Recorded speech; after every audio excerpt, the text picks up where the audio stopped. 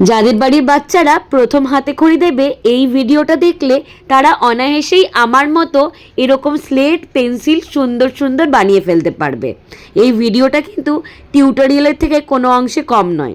বাড়িতে থাকা কিছু জিনিস আর দোকান থেকে কিনে আনা টুকটাক কিছু জিনিস দিয়েই আমি কিন্তু বানিয়ে নিয়েছিলাম এই স্লেট আর পেন্সিলটা, তাও আবার নিজের ছেলের জন্য। আমার ছেলে রিয়ান, তার এখন 2.5 বছর বয়স। সে এবার প্রথম হাতে খড়ি দেবে, আর তার জন্য নিজের হাতে এরকম একটা স্লেট আর পেন্সিল বানাতে পেরে আমি তো খুবই হ্যাপি।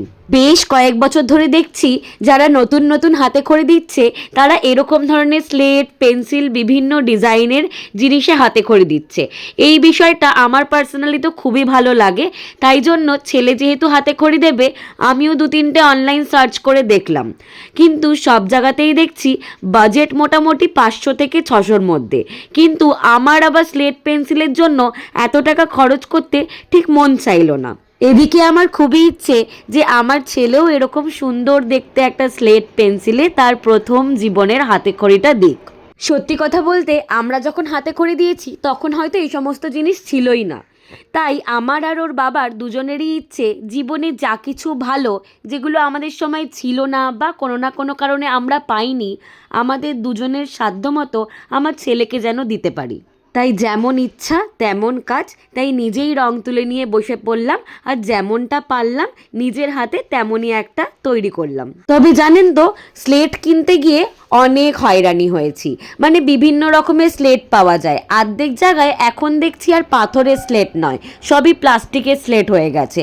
কিন্তু ওই যে হাতে খড়ি তো পাথরের স্লেটেই দিতে হয়, তাই অনেক দোকান ঘুরে শেষ অবধি পাথরের স্লেট নিয়েই বাড়ি এলাম। আর তার সাথে সাজানোর জন্য নিয়ে এলাম এরকম কিছু লাল কাপড়, একটু ফেবিকুইক, রং 2-3 রকমের, আর তুলি। আর কিছুই আনিনি, আর বাকি যতটুকু ঘরে ছিল ততটুকু দিয়েই সাজিয়েছি। সত্যি কথা বলতে ছোটবেলায় আঁকা শিখেছি ঠিকই, কিন্তু নিজের ওপর এখন আর কনফিডেন্ট নেই। মানে অনেক বছর তো এরকম কোনো কলকা বা কিছু আঁকা হয় না, তাই নিজের মতো যেরকমটা পেরেছি ঠিক তেমনটাই করেছি। কেউ কিন্তু জাজ করতে যাবেন না প্লিজ।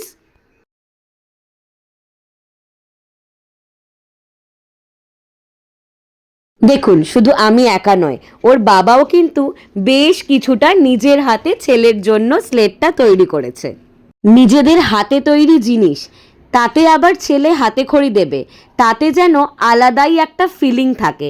দেখুন, গল্প করতে করতে স্লেটটাও রেডি হয়ে গেছে। এটা হলো ফাইনাল লুক। কেমন হয়েছে কমেন্ট করে জানাতে কিন্তু অবশ্যই ভুলবেন না। তাহলে টাটা।